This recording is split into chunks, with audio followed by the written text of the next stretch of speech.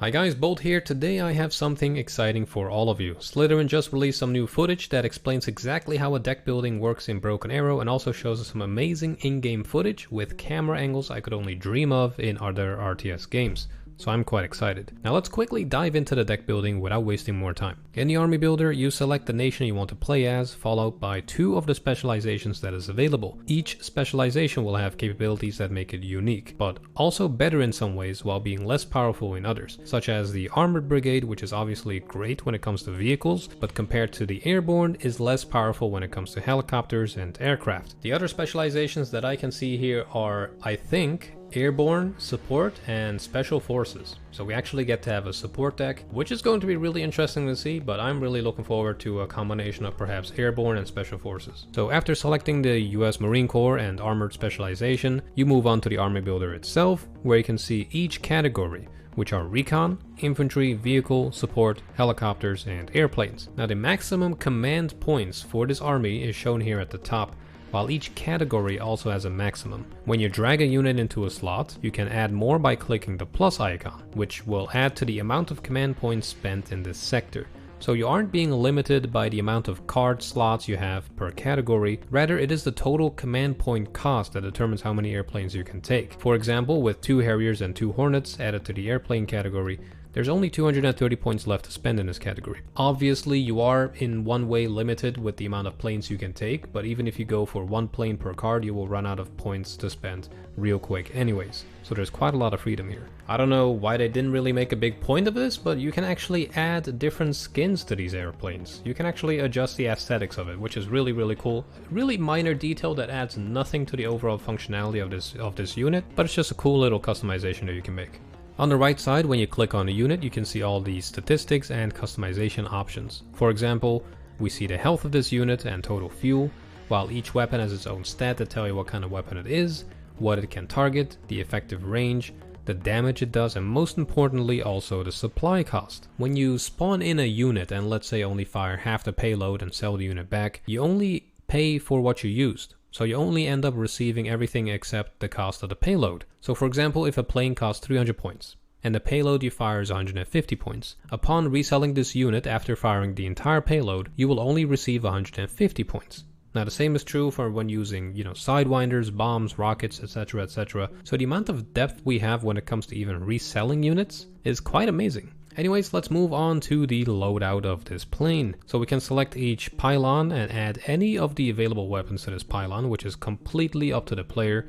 So you can turn this plane into an air superiority fighter or an air-to-ground strike plane. Now in the infantry tab, this part is really cool. You first select the infantry squad that you want to have in this army, followed by the transport you would like this unit to arrive in. For example, we can add the mechanized rifleman, followed by the transports down here, ranging from an M113 to an AMPV or the Bradley series. Now speaking of customizations, even infantry squads can be customized with a specific loadout. The Marine Raiders here, for example, can be given a door kicker loadout or the standoff loadout. The standoff loadout include Mark 18, Maws, the M110K1 and the Mark 48, while the door kicker loadout swaps the Maws for the M72A10 Law, the Mark 110K1 for the M1014 shotgun, and the Mark 48 for the M32 grenade launcher. That alone gives you 2 types of infantry to play as that are, both special forces. Now I already know that some of you might look at these numbers and say like, well, 2 planes aren't really enough, or 4 Bradleys aren't really gonna cut it. Well, when these units get destroyed, you actually get them back after a certain amount of time. So it's not like you only have 4 and after that you don't have any Bradleys ever again. No, there is a timer on this, there is a cooldown. So what you can determine is how many you want at your disposal and in your kind of recycling bin. But other than that, you will actually get these units back. So you don't end up with, fighting with supply trucks in the end of the game. It is a full-blown conflict until one side wins. Once you are done, an army can look something like this. We have the M1A2 SEP-V2 in the Recon tab together with Cavalry Scouts, Scout Snipers, and Force Recon, while the infantry is composed out of mech rifles, Marine Raiders, Marines, small teams, and manpads. And we have a variety of Abrams in the Vehicle tab that also now include other types of vehicles like the LAV-AT. Now the Support tab includes both AA units and artillery. The helicopters are filled with Cobra variants, Ospreys, Hueys, and Super Stallions. And for airplanes, we have the Harrier and Hornet that was discussed earlier. How does this all look in an actual match? And before I talk, I just want to give you guys a moment to listen to the raw gameplay footage and just enjoy the original audio without me rambling through it.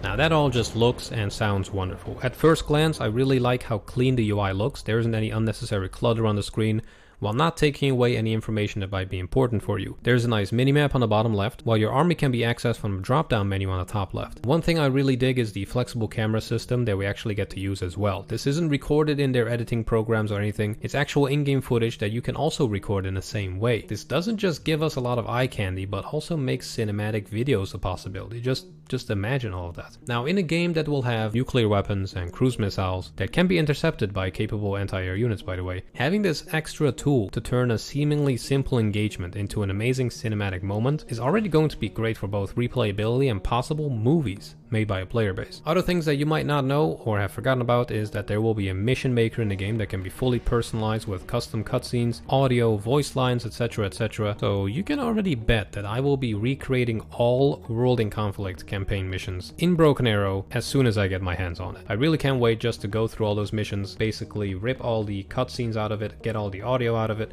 because you can just upload these into the Unity editor. It's actually quite a, I don't want to say simple, but it's quite an intuitive platform for mission making, where it's basically all built out of these zones that you edit, and each zone basically has its own events that happen, its own cutscenes, its own audio files, audio cues, all that kind of stuff. But we'll get to that when the game is actually fully released and when we have our hands on the editor, and I'll do like an in-depth video on that. So that was it for the short, but in my opinion, very exciting video, or very exciting news I should say. I will keep you guys informed on all future Broken Arrow developments, so please do subscribe, and comment down below what kind of mission you hope to make with the editing tools when it's in your hands.